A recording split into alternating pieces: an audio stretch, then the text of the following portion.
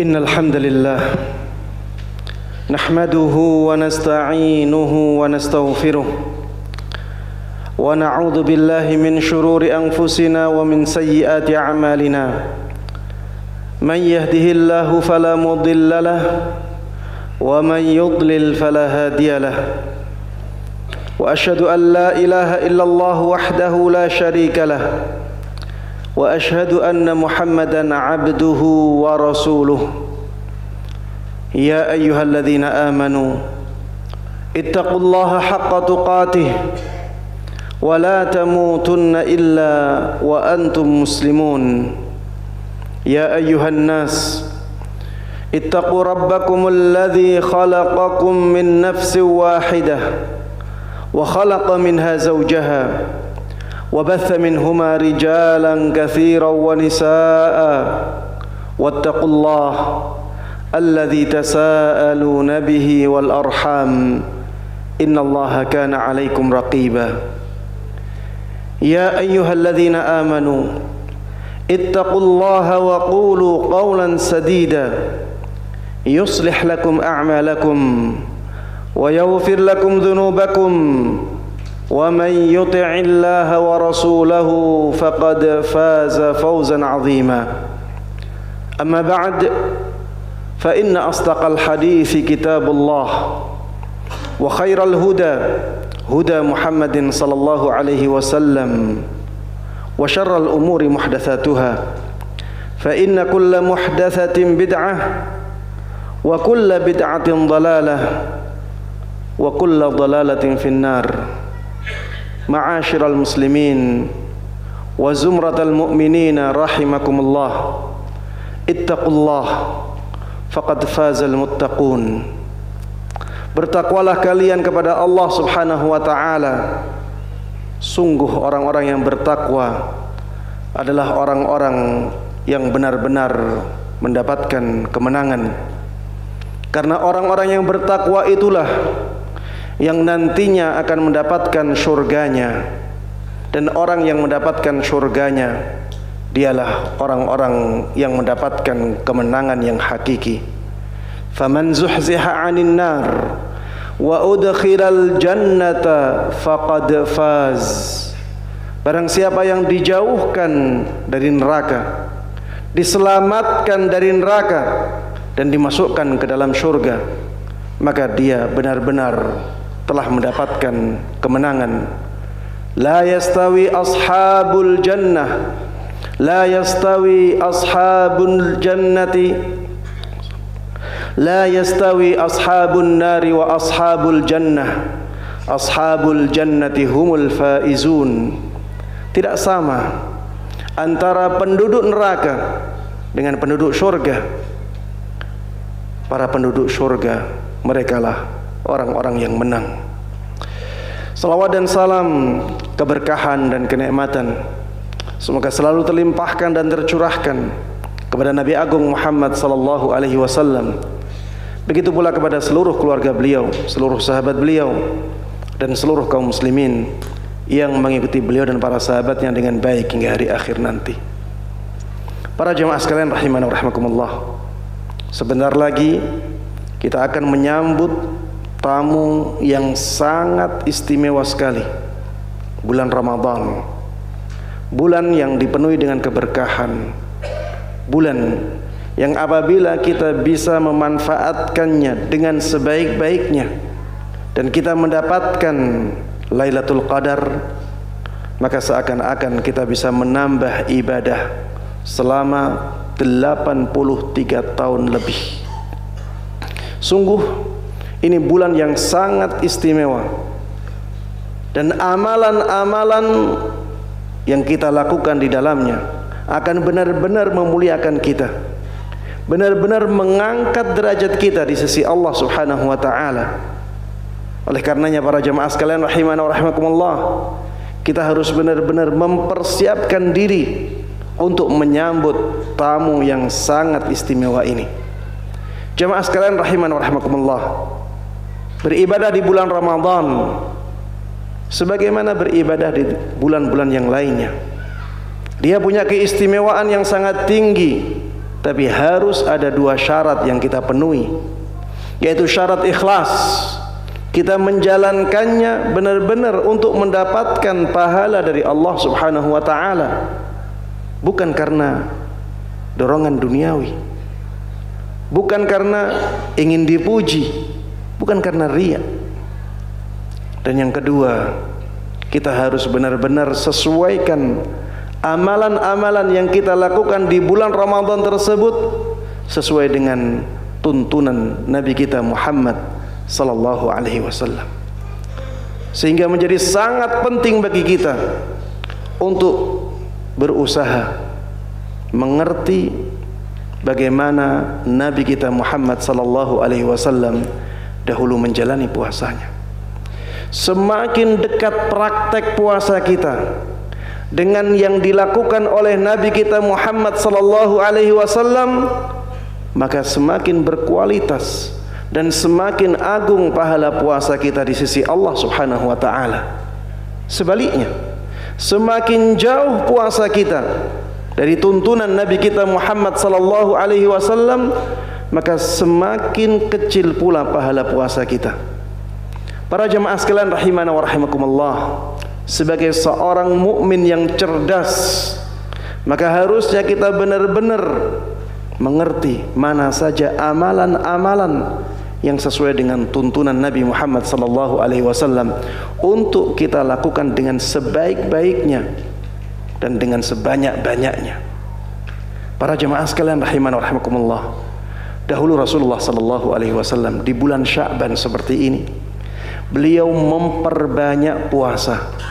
Sampai-sampai ibunda Aisyah radhiyallahu anha mengatakan bahwa Rasulullah sallallahu alaihi wasallam dahulu biasa berpuasa di bulan Sya'ban semuanya.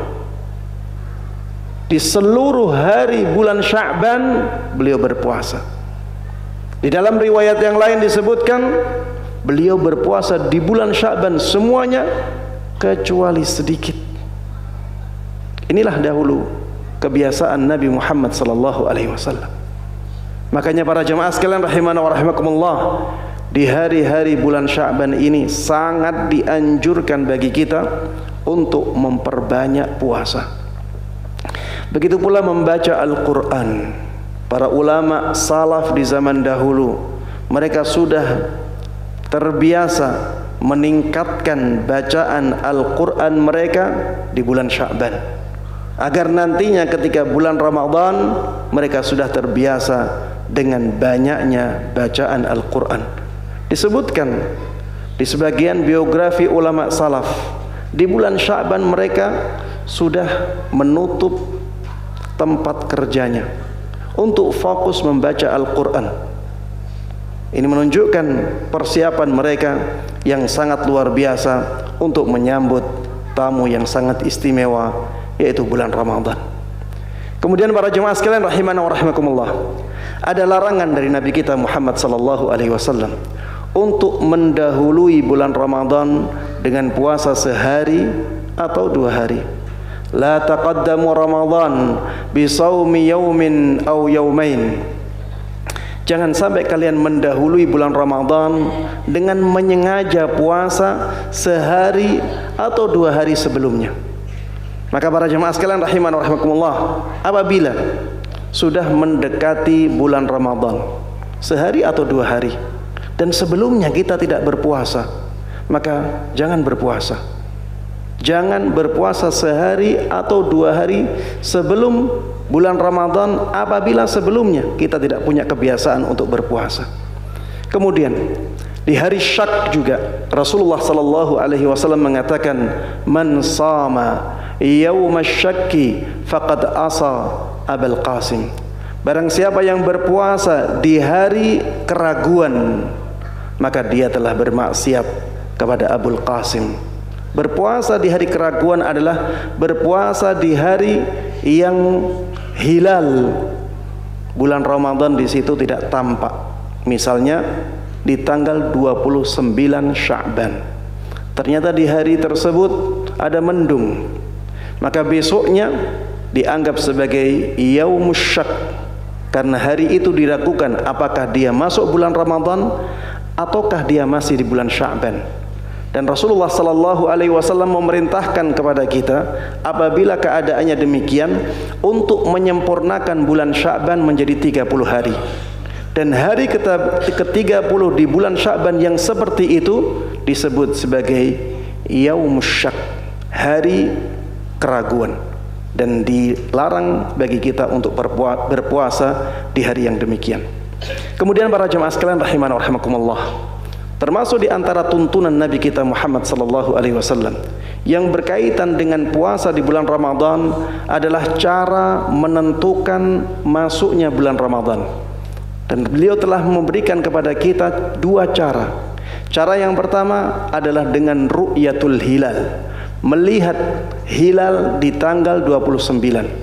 Apakah di tanggal 29 Sya'ban di sore harinya telah muncul hilal Ramadan ataukah belum?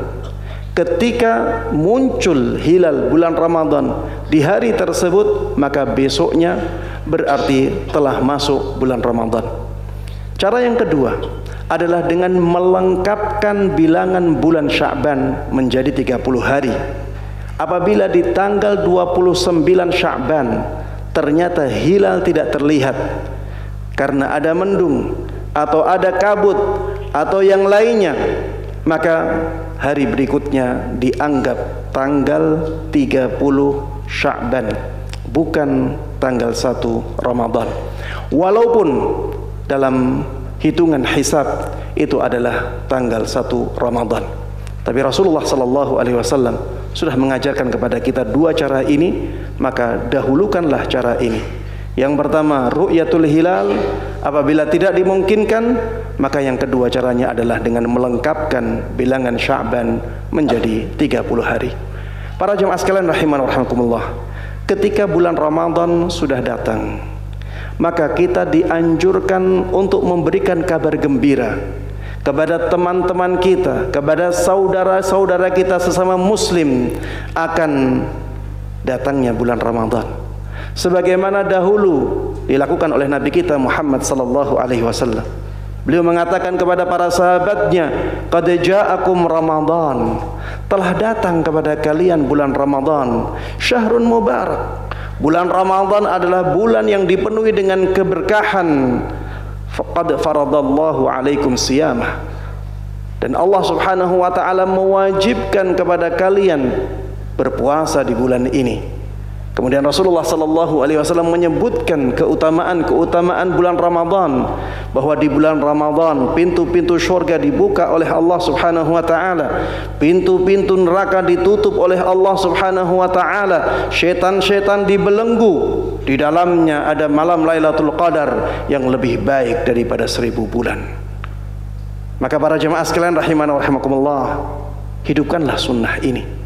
Sampaikan kepada saudara-saudara kita tentang keistimewaan bulan Ramadan dan ucapkan selamat kepada mereka karena Allah Subhanahu wa taala telah memberikan nikmat yang sangat besar ketika mereka diberikan kesempatan untuk mendapatkan bulan Ramadan. Para jemaah sekalian rahimana wa rahimakumullah, di malam pertama bulan Ramadan kita diwajibkan untuk niat berpuasa di hari tersebut. Kita di malam harinya diwajibkan untuk berniat puasa untuk esok harinya. Kita tidak boleh niat puasanya setelah masuk waktu subuh, harus sebelum itu. Karena Rasulullah sallallahu alaihi wasallam pernah menyabdakan, "Man lam yujmi'is siyama minal laili fala siyamalah."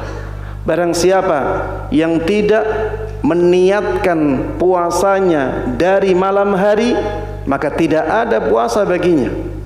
Oleh karenanya para jemaah sekalian rahimana wa rahimakumullah, hadirkan niat puasa di hati kita di malam-malam hari bulan Ramadan, bahwa kita besok akan berpuasa Ramadan.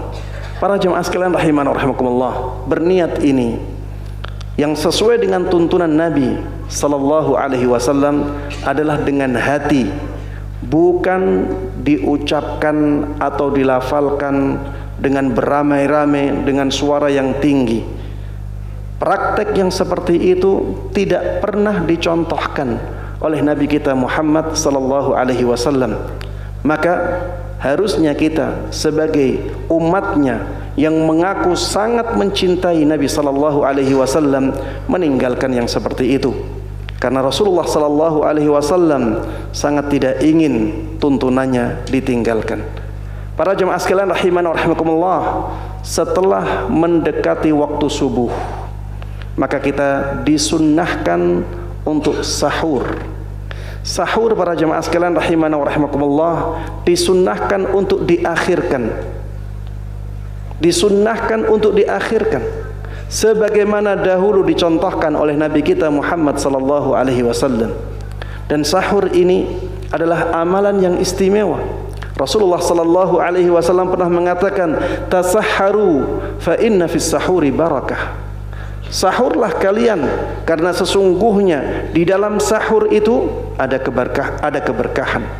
Kemudian Rasulullah sallallahu alaihi wasallam dalam hadisnya yang lain mengatakan, "Innallaha wa malaikatahu yusalluna 'alal mutasahhirin." Sesungguhnya Allah dan para malaikatnya mereka bersalawat untuk orang-orang yang melakukan sahur. Para jemaah sekalian rahimana wa rahimakumullah, jangan sampai kita merasa kuat akhirnya kita meninggalkan sahur. Lakukanlah sahur ini walaupun hanya dengan seteguk air untuk kita minum. Rasulullah sallallahu alaihi wasallam pernah menyabdakan, "Tasahharu walau bi jar'atin mimma." Sahurlah kalian walaupun hanya dengan seteguk air. Sahur yang paling afdal para jemaah sekalian rahimana wa rahimakumullah adalah sahur dengan kurma. Ni'ma sahuril mu'min at-tamr. Sahurnya seorang mukmin yang paling baik adalah dengan kurma. Makanya para jemaah sekalian rahimana wa rahimakumullah, persiapkan kurma sebelum datangnya bulan Ramadan, sehingga ketika bulan Ramadan datang kita bisa menerapkan sunnah Nabi Muhammad sallallahu alaihi wasallam, yaitu sahur dengan kurma. Para jemaah sekalian rahimana wa rahimakumullah, ketika kita sudah memasuki waktu subuh,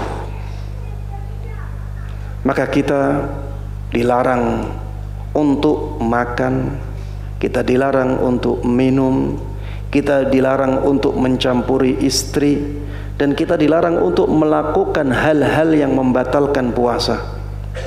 Kita juga para jemaah sekalian rahimana wa rahimakumullah dianjurkan untuk memperbanyak amalan-amalan ketaatan dan amalan-amalan ibadah ketika kita sedang berpuasa. Jangan sampai puasa kita hanya kita isi dengan tidur-tiduran. Hanya kita isi dengan malas-malasan. Puasa kita harusnya kita isi dengan banyak amal ketaatan kepada Allah Subhanahu wa taala. Rasulullah sallallahu alaihi wasallam pernah ditanya dalam sebuah hadis, walaupun hadisnya lemah, namun banyak ulama yang mengatakan maknanya sahih. Rasulullah pernah ditanya, "Ayyus shaimina a'zamu indallahi ajra?"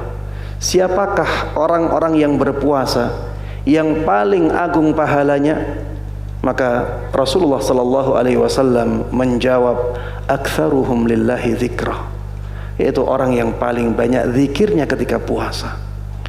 Zikir ini mencakup zikir dengan lisan, ini juga mencakup zikir dengan badan.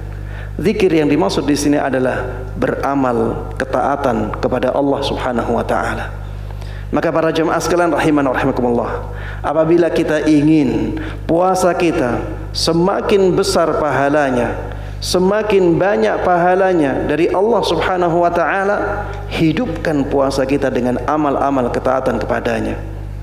Sebaliknya, amal-amal atau perbuatan-perbuatan yang haram harus kita tinggalkan apabila kita ingin pahala puasa kita sempurna.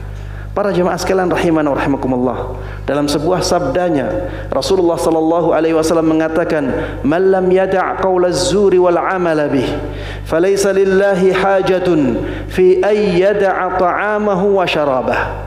Barang siapa yang ketika dia puasa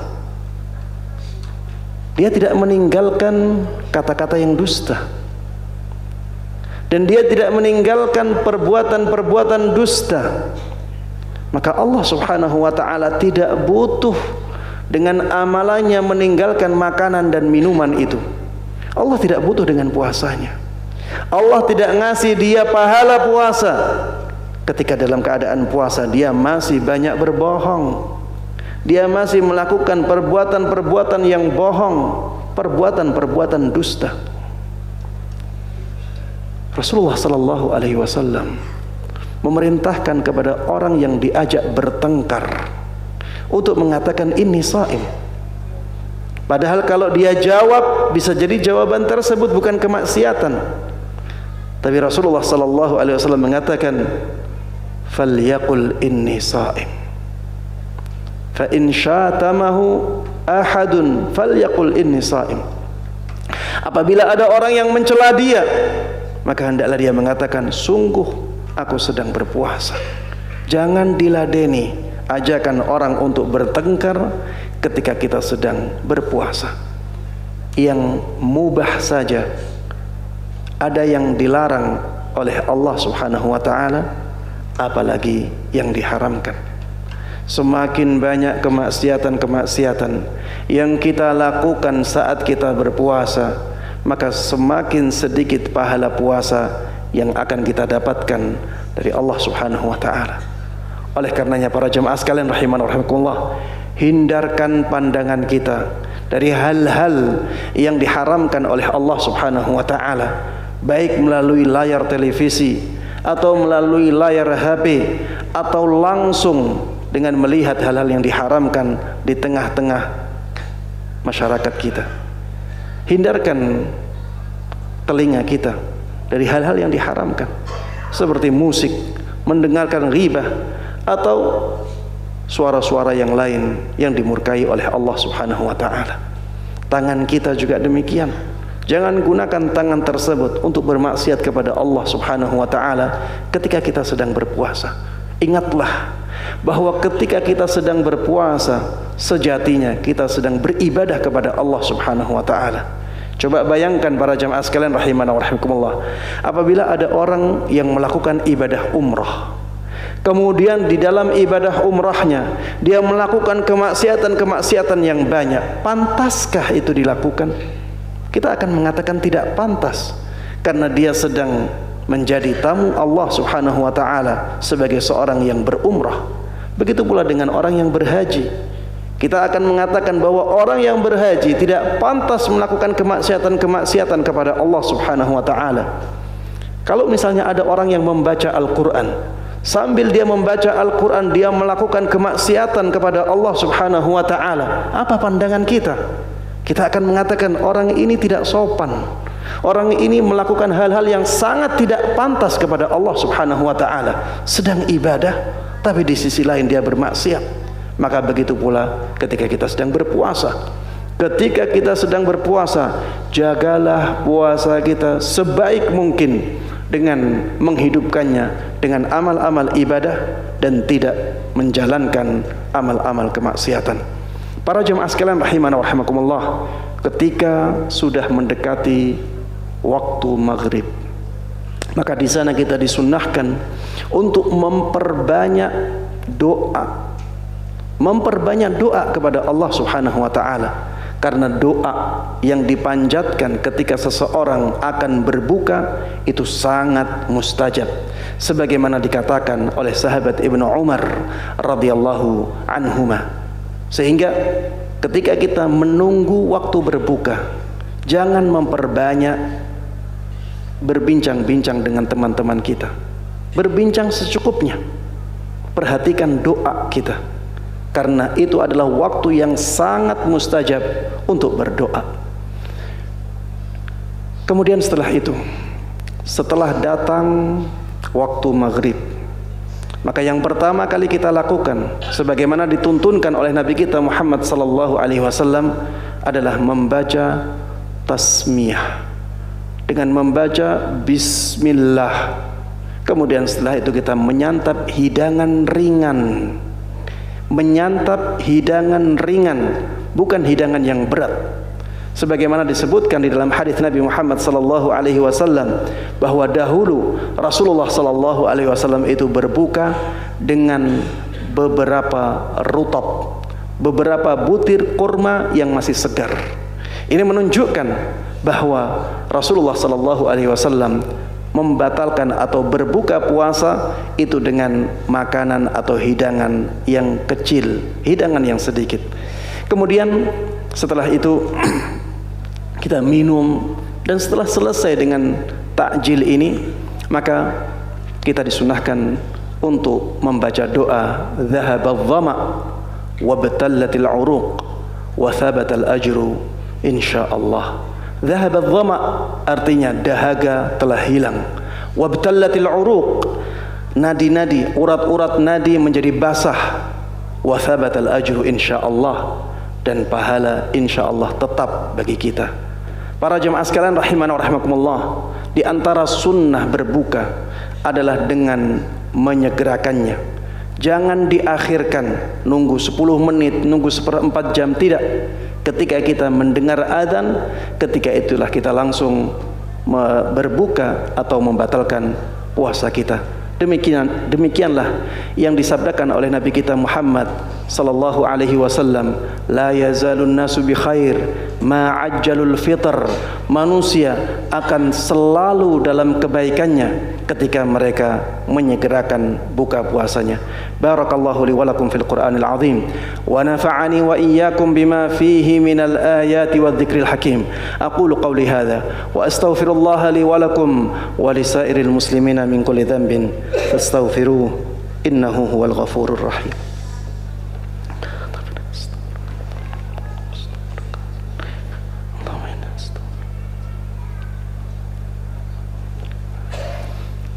Alhamdulillahi ala ihsanih wa syukru lahu ala taufiqihi wa amtinani wa asyhadu an la ilaha illallah wahdahu la syarika lah ta'ziman li sya'nih wa asyhadu anna Muhammadan abduhu wa rasuluhu ad-da'i ila ridwanih sallallahu alaihi wa ala alihi wa sahbihi wa man tabi'ahum bi ihsanin ila yaumil liqa'i.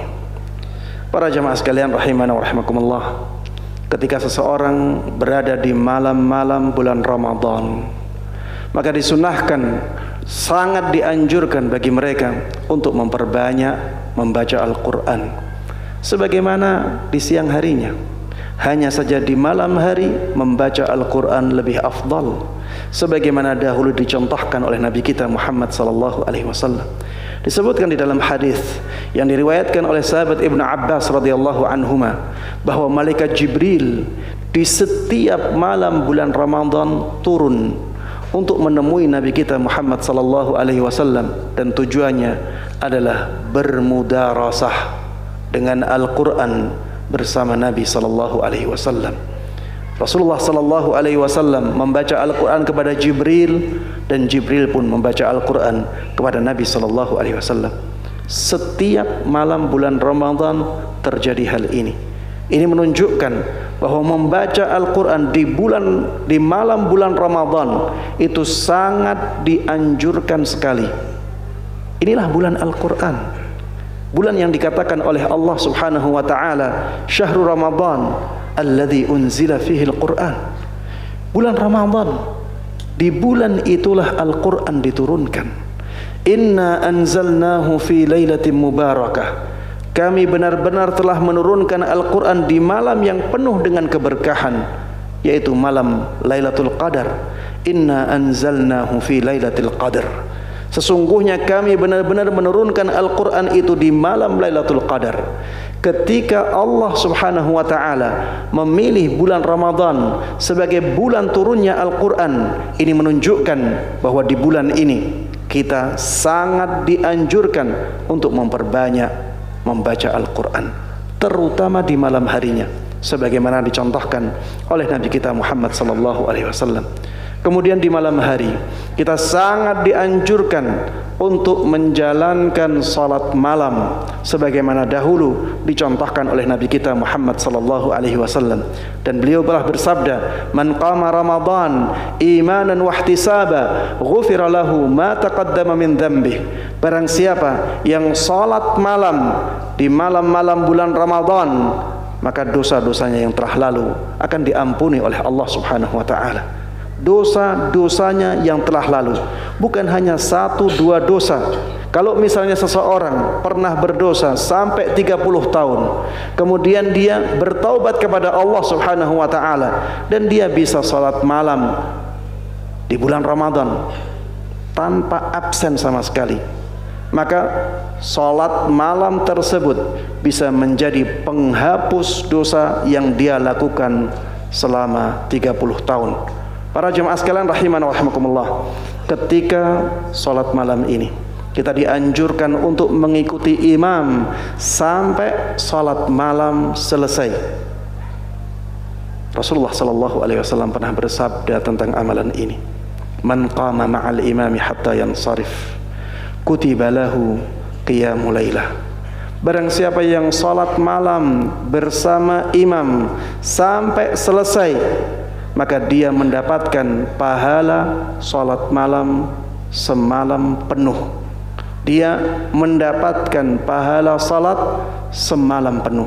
Maka berusahalah untuk mengikuti imam dari awal sampai akhir, walaupun imam tersebut tidak sesuai dengan keinginan kita. Misalnya kita ingin salat 11 rakaat tapi imamnya salatnya 23 rakaat, maka berusahalah untuk mengikuti imam tersebut sampai selesai, karena salat malam itu tidak ada batasan rakaatnya sebagaimana telah dijelaskan oleh mayoritas ulama.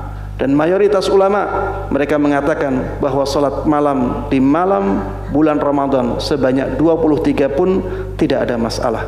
Bahkan dahulu ada yang salat malamnya sampai 39 rakaat, ada yang salat malamnya sampai melebihi 40 rakaat. Oleh karenanya para jemaah sekalian rahiman wa rahimakumullah, jangan sampai kita mempermasalahkan masalah jumlah rakaat, tapi yang menjadi fokus kita bagaimana kita bisa salat bersama imam dari awal sampai akhir. Mudah-mudahan Allah Subhanahu wa taala memudahkan kita untuk memanfaatkan bulan Ramadan ini untuk kemuliaan kita di hari akhir nanti. Mudah-mudahan Allah Subhanahu wa taala memberikan taufiknya kepada kita untuk bisa benar-benar ikhlas dan bisa benar-benar sesuai dengan tuntunan Nabi Muhammad sallallahu alaihi wasallam dalam melakukan ketaatan-ketaatan itu. Dan mudah-mudahan Allah Subhanahu wa taala menerima amalan-amalan kita yang kita lakukan di bulan Ramadan nanti. Amin amin ya rabbal alamin. Di akhir khutbah tidak lupa seperti biasanya khatib mengingatkan kepada para jamaah untuk memperbanyak salawat untuk Rasulullah sallallahu alaihi wasallam. Di samping ini adalah bentuk kecintaan kita kepada Nabi Muhammad sallallahu alaihi wasallam, ini juga mendatangkan pahala dan kemuliaan yang sangat tinggi. Allahumma salli ala Muhammadin wa ala ali Muhammad كما صليت على إبراهيم وعلى آل إبراهيم إنك حميد مجيد وبارك على محمد وعلى آل محمد كما باركت على إبراهيم وعلى آل إبراهيم إنك حميد مجيد وارض اللهم عن الخلفاء الراشدين أبي بكر وعمر وعثمان وعلي وعن الصحابة والتابعين وتابعيهم بإحسان إلى يوم الدين. اللهم اغفر للمسلمين والمسلمات والمؤمنين والمؤمنات الأحياء منهم والأموات. ربنا ظلمنا أنفسنا وإن لم تغفر لنا وترحمنا لنكونن من الخاسرين. ربنا لا تزغ قلوبنا بعد إذ هديتنا وهب لنا من لدنك رحمة إنك أنت الوهاب. اللهم وفقنا في العمل في رمضان. اللهم وفقنا في العمل الصالح في رمضان. اللهم وفقنا في العمل الصالح في رمضان وتقبل منا يا الله وتقبل منا يا رب العالمين. اللهم يا مصرف القلوب صرف قلوبنا على طاعتك. اللهم يا مصرف القلوب صرف قلوبنا على طاعتك. اللهم يا مصرف القلوب صرف قلوبنا على طاعتك. اللهم أعنا على ذكرك وشكرك وحسن عبادتك. اللهم أعنا على ذكرك وشكرك وحسن عبادتك. اللهم أعنا على ذكرك وشكرك وحسن عبادتك. ربنا آتنا في الدنيا حسنة وفي الآخرة حسنة وقنا عذاب النار. صلى الله وسلم وبارك على نبينا محمد وعلى آله وصحبه ومن تبعهم بإحسان إلى يوم الدين.